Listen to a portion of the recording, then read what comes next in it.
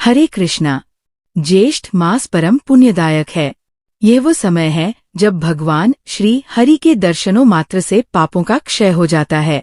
इस पावन मास में पुरुषोत्तम क्षेत्र की भूमि जागृत रहती है।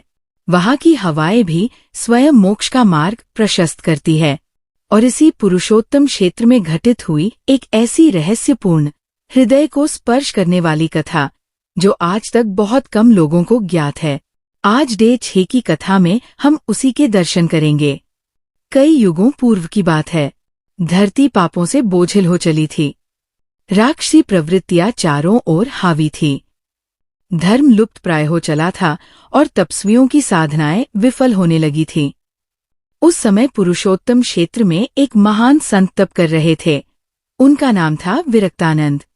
विरक्तानंद एक 12 वर्षीय बालक थे जब उन्हें अपने माता पिता का वियोग सहना पड़ा।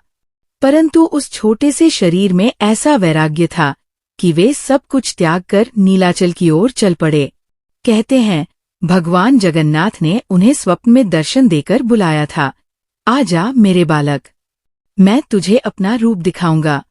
विरक्तानंद आए, पुरी पहुंचे, मगर वहां पहुंचते ही उनका मार्ग सरल नहीं था। मंदिर की दीवारों के बाहर बैठकर उन्होंने अन्न त्याग कर उपवास किया। 3 दिन, फिर 7 दिन, फिर 11 दिन। एक रात्रि जब सब कुछ शांत था और समुद्र की लहरें भी जैसे ध्यानमग्न हो गई थीं, विरक्तानंद की आंखों से आंसू बह रहे थे। उन्होंने कहा, हे प्रभु, यदि आपने बुलाया था तो अब दर्शन क्यों नहीं देते? तभी चमत्कार घटा। एक दिव्य प्रकाश उनके सामने प्रकट हुआ। उस प्रकाश में भगवान श्री बलभद्र, सुभद्रा जी और श्री जगन्नाथ तीनों का दिव्य रूप दिखाई दिया। परंतु ये दर्शन साधारण न था। इन तीनों ने विरक्तानंद से कुछ मांगा, कुछ ऐसा जो किसी साधक ने आज तक न दिया हो। जगन्नाथ बोले, हे बालक, यदि तू चाहता है कि मेरा साक्षात रूप तुझे सदा के लिए प्राप्त हो तो तू इस जीवन में एक अग्नि परीक्षा देगा। पुरुषोत्तम क्षेत्र में एक रहस्य छिपा है जो युगों से बंद है। वहां केवल वही जा सकता है जो बिना किसी भय के पूर्ण शरणागति में प्रवेश करे। क्या तू तैयार है? विरक्तानंद ने बिना कुछ पूछे हाथ जोड़कर सिर झुका दिया। भोर होते ही उन्होंने पुरी से दक्षिण दिशा की ओर प्रस्थान किया। जहां अभी मंदिर की भीड़ थी, अब वहां गहरी जंगलों की श्रृंखला थी। 7 दिन की यात्रा के बाद वे पहुंचे एक ऐसे गुप्त स्थान पर जिसे मुक्तारण्यक कहा जाता है, जहां भगवान श्री हरि ने साक्षात तप किया था ब्रह्मा को वरदान देने के लिए। और यहीं से शुरू होती है एक ऐसी यात्रा जो आज भी अधूरी है। विरक्तानंद उस गुफा में प्रविष्ट हुए।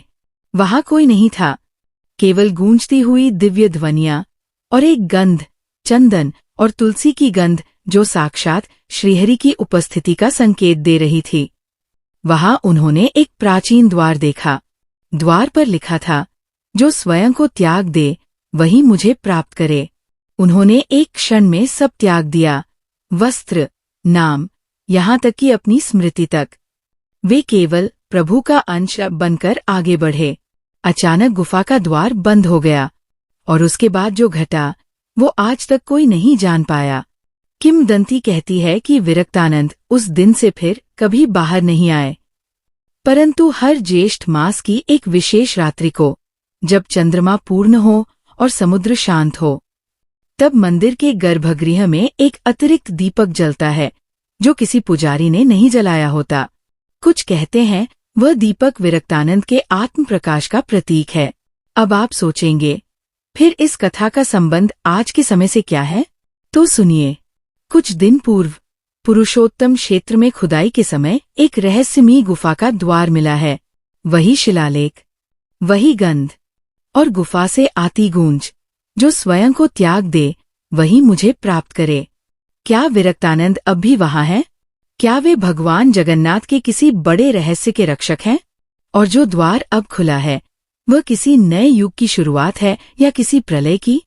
इस प्रश्न का उत्तर अगली कथा में, डे 7 की कथा में जानिए।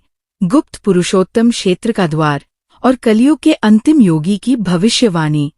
यदि ये कथा आपके हृदय को स्पर्श करे तो BRS ज्ञान चैनल को अवश्य सब्सक्राइब करें और अगली कथा की प्रतीक्षा करें। हरे कृष्णा।